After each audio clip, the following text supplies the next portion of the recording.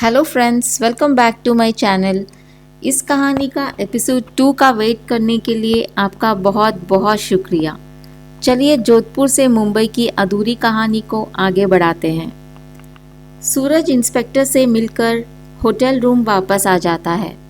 जैसे वो hotel room का दरवाज़ा खोलता है, उधर पहले से ही कुछ प्राइवेट इन्वेस्टिगेटर्स मौजूद थे, जो उसके रूम में मौजूद हर एक सामान चेक कर रहे थे। सूरज पूछता है कि आप लोग ये क्या कर रहे हैं। इन्वेस्टिगेटर्स सूरज से कहते हैं कि ये केस अब हम प्राइवेट इन्वेस्टिगेटर्स को सौंपा गया है, इसलिए हमें हमारा काम करने दो। सूरज कहता है कि कंप्लेंट मैंने दर्ज करवाया और आप लोग मुझ पर ही शक कर रहे हैं। इन्वेस्टिगेटर सूरज के ब्रीफकेस में से एक लैपटॉप और एक मोबाइल अपने कब्जे में जांच करने के लिए अपने साथ लेकर जाते हैं। इन्वेस्टिगेटर्स जाते जाते कहते हैं कि ज़रूरत पड़ने पर फिर स्टेशन बुलाएंगे।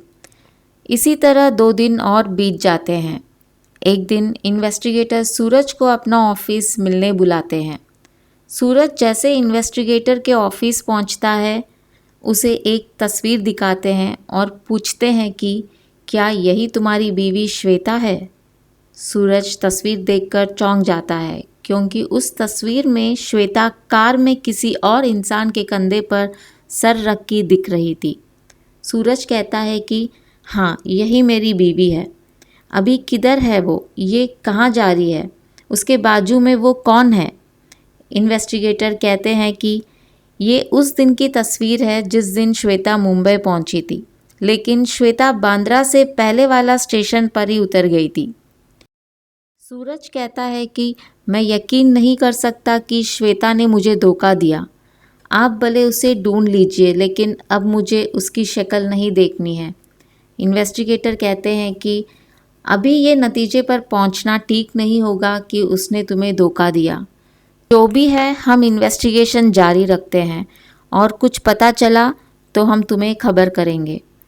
सूरज कहता है कि आज ही मैं होटल से चेकआउट कर रहा हूँ, क्योंकि अब इस तस्वीर देखने के बाद मुझे उसकी खोज नहीं है।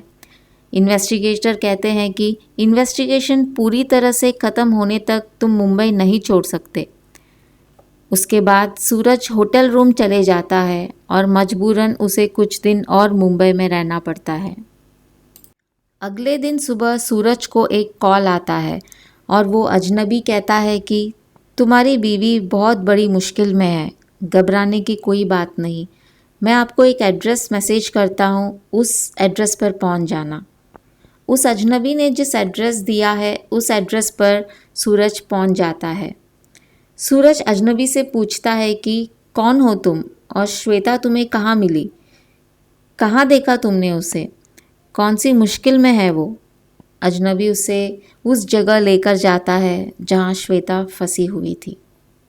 सूरज वो जगह देखते ही समझ जाता है कि वो रेड लाइट एरिया है। अजनबी कहता है कि तुम्हारी बीवी इधर बिक चुकी है, इतनी आसानी से वो लोग तुम्हारी बीवी को जाने नहीं देंगे। तुम्हें उससे मिलने के लिए एक ग्राहक बनकर जाना होगा। सूरज अजनबी के सलाह के हिसाब से कोटे के अंदर जाता है। सूरज को वहाँ एक औरत कुछ लड़कियों की तस्वीरें दिखाती है और चुनने के लिए कहती है। सूरज उसकी बीवी की तस्वीर आने तक हर तस्वीर को इनकार करता है और श्वेता की फ़ोटो को चुनता है। आखिर वो श्वेता तक पहुंच जाता है। श्वेता जैसे सूरज को उधर देखती है, उसके जान में जान आ जाती है। अजनबी तब तक पुलिस को फ़ोन कर दिया था और पुलिस रेड पर आ चुकी थी और उस गड़बड़ी में दोनों वहाँ से निकल जाते हैं। सूरज श्वेता को लेकर डायरेक्ट इन्वेस्टिगेटर के पास जाता है और कहता है कि मुझे मेरी श्वेता मिल गई। इन्वेस्टिगेटर श्वेता से पूछता है कि आखिर ये सब हुआ कैसे, तुम लापता कैसे हुई। श्वेता बताती है कि उसके साथ उस दिन गाड़ी में क्या हुआ था। गाड़ी में कोई 2 आदमी मुझसे बात करने लगे। उस लंबी सफ़र में मेरी उन दोनों से बात करते करते वक्त आसानी से गुज़र रही थी। बीच में उन्होंने मुझे चाय ऑफ़र की, लेकिन मैं साफ मना कर दी। कुछ घंटों की बातचीत के बाद फिर से उन्होंने मुझे चाय ऑफ़र की और तब मैं मना नहीं कर पाई। मुंबई पहुंचने के लिए सिर्फ 1 घंटा बाकी था और जैसे मैं वो चाय पी मुझे बहुत नींद आने लगी। उसके बाद क्या हुआ मुझे कुछ भी याद नहीं है। जब मैं आंखें खोलकर देखी तो मैं अपने आप को उस कोटे में पाई। मैंने उनसे बहुत विनती की कि मुझे छोड़ दे, लेकिन उन्होंने मेरी एक न सुनी। मुझे बहुत मारा गया और कुछ दिन भूखा भी, क्योंकि मैं उनका बात नहीं सुन रही थी। 20 दिन ऐसे ही बीत गए। मैं सारे उम्मीदें छोड़ चुकी थी कि मैं कभी यहाँ से बच निकलूँगी। तभी मैं एक आदमी से मिली और उससे मिलते ही मैंने उससे मेरा सारा दर्द जाहिर की और उस भले आदमी ने मेरे पति को कॉल किया।